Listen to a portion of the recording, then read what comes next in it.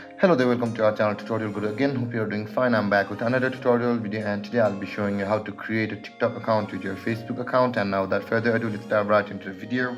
But before that, don't forget to like, subscribe and hit that bell icon for more videos. Now to create a TikTok account with your Facebook account, let's open up our TikTok app first, and after that you'll be shown a same interface like this one on TikTok. And you can see the profile button on the bottom right corner of your screen. Tap on the profile button like this and you will see the same interface like this one, whereas you can see the continue with Facebook button available over here just below the use phone or email option available over here. Tap on continue with Facebook, and your TikTok app will synchronize the Facebook account available on your phone, which is the same for me.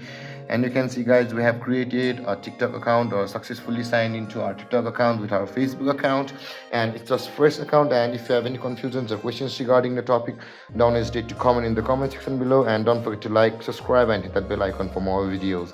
Thank you for watching, guys. Peace.